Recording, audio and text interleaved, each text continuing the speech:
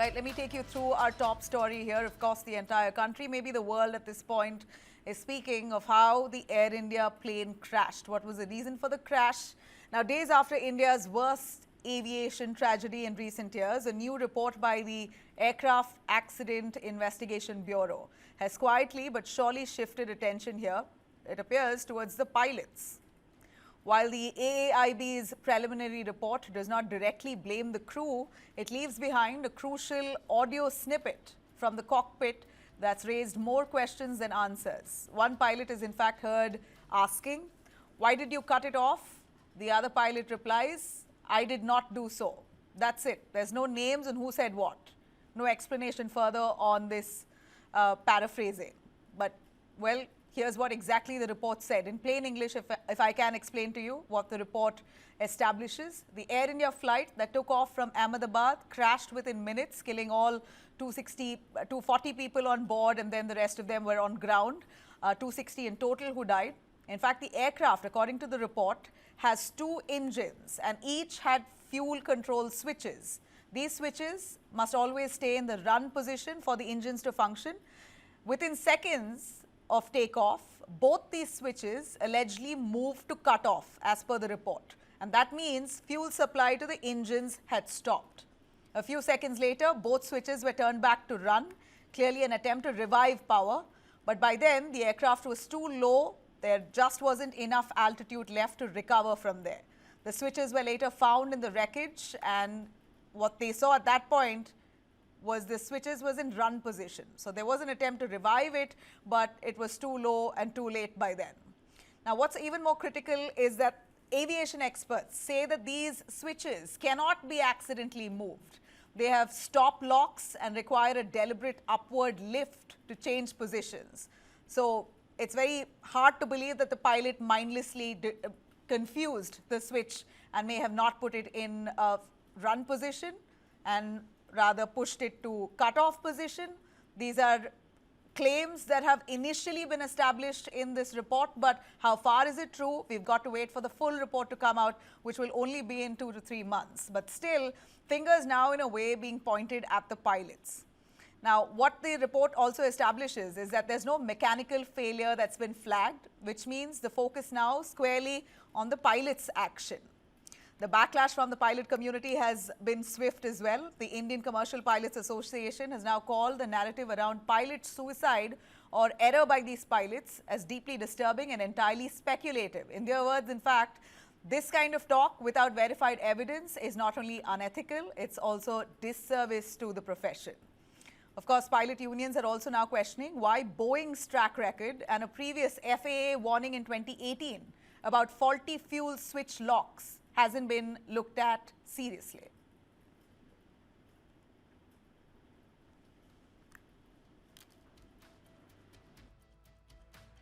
Now you have put out something which is more confusing than when it started off, and it clearly indicates that the pilot is at fault without telling that the pilot is at fault. And the entire media has taken it up, so much so that people are even saying it's a deliberate act of sabotage slash suicide. This is what we were saying is irresponsible, and this would lead to further speculations among the public. Now, so here's what we still don't know, and to give us a little more insights into this, I have with me panelists. If these switches can't move on their own, what could have really caused them to switch to cut off? If the pilots haven't done it, could this have been an automatic button switch? Now, that's very hard to believe. Why hasn't the possibility of a mechanical or a software fault, especially with Boeing's past record, been fully explored as well? Now, we know that this is an interim report. We're waiting for the full one to come by. But let's find out from our guests here. I have Captain Sanjay Karve with me, aviation expert and former accountable manager, Aviation Government of Maharashtra. He's worked. Captain Akshay Chopra, aviation expert and former IAF pilot. We also have Omesh Raja, who's an aviation expert. Thanks very much, all of you, for joining us. Captain Sanjay, your first take on the report, which has been criticized by the pilot community, saying it directly points fingers at the pilots, calling it a human error, and that's not fair. It's disservice to the profession. But how do you decode this report here? Nabila, this is a very interesting report. It hides much more than in lets what people know or what people want to know. If you see the time frame from the time the ATC has cleared the aircraft to roll or to take off till the time it has crashed, it's roughly 94 seconds. And in this 94 seconds, the AIB has found only 1.5 sentence which it has made public. Are we to believe that there was no talk in the cockpit, no V1 calls, no V2 calls, when the engine cut down, no audio warnings, nothing? So there seems to be an attempt, or there is a perception, or there seems to be an attempt to hide much more than what they want to let us know. What is it that the AIB does not want people to know out of those 94 seconds conversation in the cockpit? Why is it that they have suddenly kept quiet about those 92 or 93 seconds? And why this insistence only on this? My second question is, how was this report available to the foreign media much prior to it being published? In fact, BBC and CNN had gone to town publishing that nothing wrong with the aircraft. It was pilot error. Now, a report which is supposed to be confidential, which is supposed to be released by the government, is available to everyone other than the Indian people. And the way it has been worded, it seemingly points the finger at the aircrew, giving a very clean chit to Boeing, GE, Air India, maintenance, and everything else, which I think is grossly unfair. I agree, it's a preliminary report. But all the more reason, if it's a preliminary report, don't make it sound that you have already made up your mind and now you are trying to work out things so as to justify your preliminary findings. This is totally uncalled for, and I don't think that this report is an unbiased report. This report has been put in a manner that it leads you to a very specific direction, whether right or wrong. Now, this leads me to a worry that even the final report may be just a cover up. We really don't know. You know, I'm not too sure about if this report really has enough clarity on what electrical sources were powering those essential systems during the period between the flame out and the rack deployment. These are technical terms, but certainly something that we need an answer to. Omesh, who's also an aviation expert, would you want to jump in on this, Omesh, on fingers being pointed at the pilot, calling this human error, some calling this a suicide act? Yeah, thank you very much, Nabila, for having me on the show. And well, to start with, I completely agree with the gentleman who just took the dais first. And I think it's too harsh to put the blame directly on pilots, without a detailed introspection and investigation, technical analysis, and then reaching to a final conclusion as such. Yeah, so that's something very sad what we are seeing here. Now, this is a preliminary report, and what has been done is that the center of attraction has been made to those switches, the fuel switches which are on the center board of the in the cockpit, and that has been the center of attraction for everybody all across the group. But then that is not the only thing the issue can happen with. Let us also understand that a dual engine failure, which is basically a flameout which is happening, have multiple reasons behind it. So just because you happen to see the particular switch in a particular situation in a particular mode on the FDR recording doesn't mean that nothing happened prior to that, or there was no other issue which could be probably additionally causing this flameout. So what they have said is that in the report is that fuel short happened, fuel supply was cut off because of this switch, and then what happened is engine went to the flame out position, and then the entire thing collapsed. Now, as per the deep training, what the pilots get, what they've been trained to handle the situation, and especially when we see that the pilot and the co-pilot, both the people are so much experienced. They have one is the ATPL license holder, one is the CPL license holder with so many hours of flying experience. They also have an endorsement on the specific aircraft model as such. So we don't expect somebody to do this out of the blue. as rightly said earlier also. So the report, what has come is, I feel it's a bit ambiguous. It links too much towards the pilot error, and certain important aspects have been completely ignored. Like, let me tell you, for example, the FDR records the data of this particular switch movement to cut off and then back to run. The rack deployment also has been recorded clearly. But then if you see one line which says thereafter they spoke to each other, and one pilot asked, "Have you cut the fuel?" And the other replied, "No, I have not." Where is the timeline for that? Did it happen before the switch cut off? Did it happen after the switch cut off? Or was it because of the switch? Or was it something to do with the alerts? Maybe they have seen the alerts. Now, That what's interesting is that there's alerts also that no clarity on which pilot said that statement.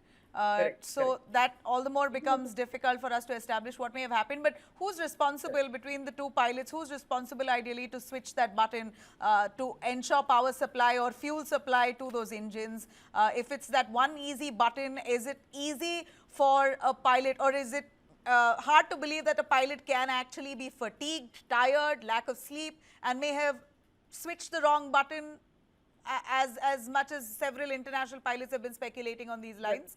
Could this as you be right, possible at as you all? rightly as you rightly said, Nabila, this is, see, it has a protective gate. Okay, it's not something which is like our on-off switch in the house, what we have electrical switch. It's not that outside type of a switch. This has a gated gate of coverage. You have to lift the lever, then you have to push it further down or up. So that it requires some efforts. It's not something which happens automatically. And remember one thing, this is purely a manual switch. There's nothing automatic to do with this switch. It has to be done manually. It requires efforts. It's done in specific emergencies, in specific cases, when you have to shut off the fuel or when you have to restart. So basically, this is nothing but engine start and off fuel, or start and off button. You know how we have in our cars? So Where it's you not a switch on. simple press on and off button. It's not a simple on and off button. No, it's not. So somebody to do that has to definitely apply pressure, do it sensibly, and it doesn't happen on its own. That is one. Now, if reason behind, okay, so in the training, it is No, but that genuine reason is not being established in the paraphrasing of their conversation.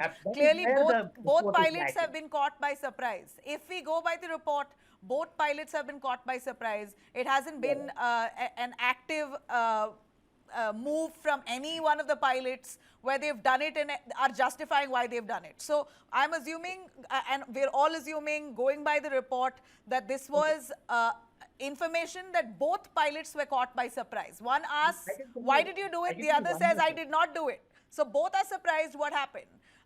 Captain, stay with us, Umesh. Captain Akshay Chopra, is it so easy? Is it an on and off button that can really go horribly wrong if there is lack of judgment, or if the pilots are tired, not slept well, they're fatigued? Is it possible that the pilot would have pressed a wrong button by mistake?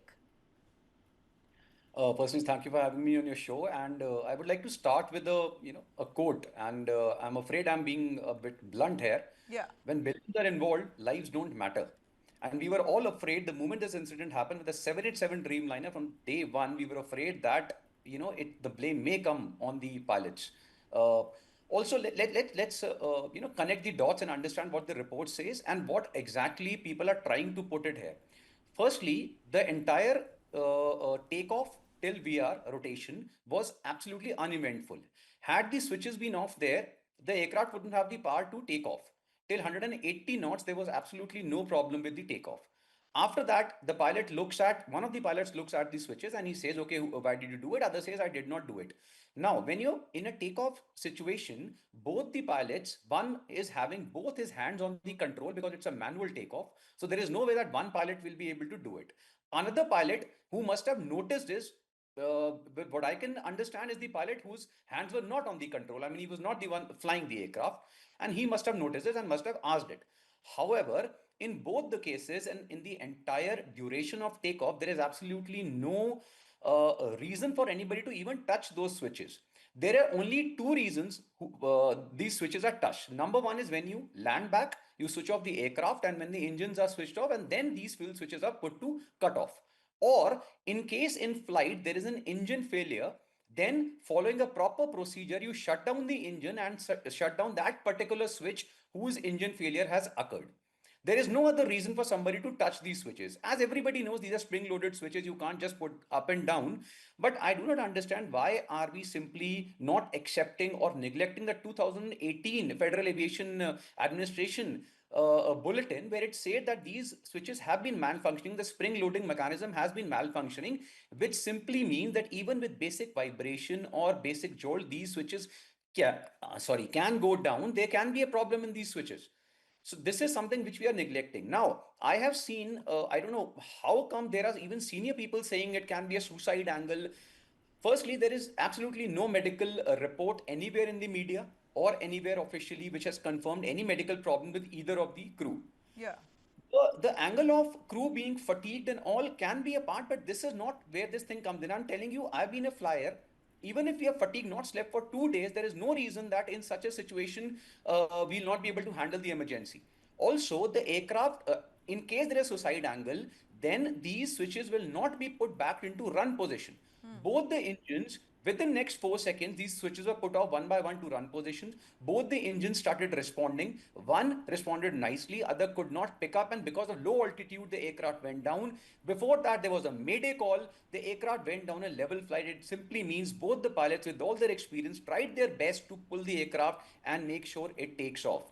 So there is absolutely, I do not understand Has where it ever happened, Captain Sanjay, has it ever happened that the switch button from cut off to run to cut off has been noticed by pilots and they've basically managed to maneuver through it? Has it ever happened in the past with a Boeing flight? See, in 2018, there were a couple of airlines which reported that they had a problem with this fuel cutoff switch. And the same was reported to Boeing and to FAA. So FAA came out with an advisory. What I'm surprised is the normal aviation practices, anything to do with fuel system or an engine system, it always will be an airworthiness directive or a alert bulletin, not an advisory. Why this advisory has come up, no one has any idea. My wild guess would be, with about 4,000 737s and 787s flying, Boeing really did not have adequate spares to change all of these parts. And so they let it go with the airlines to decide whether they would like to change it, whether they would like to have a look at it or not. Like even now, after this accident, Etihad and Singapore Airlines have gone on their own, including the Korean Airlines, to cross-check the switches. Only after these airlines have mandated that the switches have to be checked, now DGCA has come out saying that Indian carriers operating 737 and 787 must check this fuel control switch. Now, if there is a problem, like it was brought out, if there's a problem with the mechanical switches or the mechanical lock, it is very much possible that the switch can go to an off position. It is highly possible that during the takeoff roll, when the pilot flying, the pilot monitoring noticed this, there must have been a caption on the cabin and audio warning. So he asked, and thereafter he switched the switch back to on position so that the engine lights up. In fact, if you look at the report, what I'm amused is one section of the report says the throttles were at idle. The second part of the report says the DFDR says the throttles were at the max thrust setting. So I really don't know what exactly has AAIB looked at. Yes, I will grant them that the jerk or the impact may have put the throttle back, but shouldn't this have been brought very clearly? Like, look, there is a mismatch. What the DFDR tells us and what the throttle position is. And if the throttle position is too idle, it makes sense to me that the crew was attempting a restart, because you cannot have a throttle fully forward and attempt a restart. So there are a lot of mismatches in that report, and it is not very clear. It appears that they are trying to maintain that 30 days deadline. Do not offend the bigwigs. And my biggest query is, what has happened to the rest 92 seconds of conversation in the cockpit? Why is it that 92 seconds is not being made public? Or is it hurting someone? Or the truth which will come out is not going to be palatable to many. So that is why they come out only with this 1.5 sentence. 1.5 sentence in a 94 seconds of recording. I am really amazed. So, in that case, I feel all three of our experts here believe that pointing fingers at the pilot at this point is too premature. Well, you have Air India in a way clarifying, or at least they call it a clarification, that as per their investigation, the Boeing aircraft's buttons were absolutely fine. There was nothing wrong with the buttons. So, if Air India itself, in a way, is already given a clean sheet to Boeing, seemingly, then what's left for imagination? Sir Omesh? Yeah, that is a fact actually. But let us not forget that advisory which came out in 2018. That advisory was very clear that it is not a mandatory requirement. It just gave a guidance that if it's required, it needs to be when the flights are on the ground, the airlines has to do the inspection, and if they see that this is the lock is disengaged, then they have to get that replaced. But again, it mentioned very clearly it's nothing to do with airworthiness, and it is not very important to be done immediately. So that clarity was as one of the panelists said, it was an advisory, but it was not a mandatory requirement, which was very clearly mentioned in the one-pager FAAA guidance. So maybe probably we see that gives a benefit of doubt to Air India. Air India can come up saying that it was not mandatory, it was just an advisory, and that is why we did not do it. And you can't catch neck of Air India based on that advisory. Point number two, whether this switch was actually the lock was disengaged one, or was it a proper locking condition switch, is something which we have to find out, which only the airline will be able to tell if they've done that inspection earlier and what is the status of that. And as rightly said, that we saw that it's the throttle is in idle position. So there is no doubt that there was a relight attempt done by the pilots. They were trying to get the engine back on track with the process, the SOP operation, which is a memory operation basically. And unfortunately, because of the altitude being falling and the process takes a bit of a time, and at that altitude, you really can't expect the engines spool up to that fast, and that in fact resulted in this calamity. So fuel cutoff, what they talk about fuel not reaching the engine and engine getting filled is I don't have any doubts on that. That, in my opinion, personal opinion, that's exactly what has happened. What has happened is fuel has not reached the engine, fuel has been cut off, and engine died because of this fuel starvation. However, the contention that pilot did this or pilot pushed this switch, which resulted in this, well, there are multiple reasons. In the report, in a way, without naming names or blaming the pilots, actually points fingers at the pilots itself. But the possibility of a mechanical failure, software fault, is this Boeing's issue, considering Boeing's past record, all of that will have to be established. How long will that take? As I come to a close here, my last question to Captain Akshay, would you be able to give us a sense on how long will this investigation take to finally complete? As the preliminary findings are out now, and I think next couple of weeks or maybe a few months, and we should be out with the final report. And we all hope that this time, they don't do what what we're afraid of, that blaming the pilots is the easiest thing to be done at this stage with so many big names involved. And we hope that it's an unbiased report which comes out now. But I have a question on why is the cockpit voice snippets being released in fragments? Why not the full transcript? Yeah, in fact, Captain Karve was right, and in fact, it's so many captains and so many pilots are asking the same question, that in the entire flight you had only one sentence and then the mayday call. What about rest of the conversation? It's a panic situation when such an emergency happens at 200 or 300 feet. Both the engines are going down, and there are too many conversations. They'll be literally shouting for a lot of things here and there. There'll be a panic in the cockpit, and they have released just two. So this is like again. It seems like they're trying to, link up those sentences and somehow reach to a conclusion that it was ultimately the pilots who must have done something. If it's just two sentences where one pilot is asking the other, why did you do it? What does it suggest? No, this is a sad state of affairs. If you're saying it's highly impossible, it's next to impossible for the pilots to have erred in such a fashion, then this report really could be real hogwash. We're not, of course, casting aspersions as yet. We're still going to have faith that they did it in good stride, good spirit, and with expertise. But I refuse to believe if the Air India crash investigators here are free from bias entirely. A final word, Captain Sanjay. Could they be free from bias here? Who do you think stands to benefit with a report like this? With a report like this, it is very obvious. It is the Boeing and the GE which stand to benefit.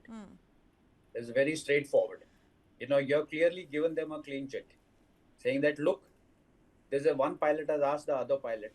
My question is, if the pilots were attempting to commit a suicide, like someone has pointed out, why should they attempt a relight thereafter?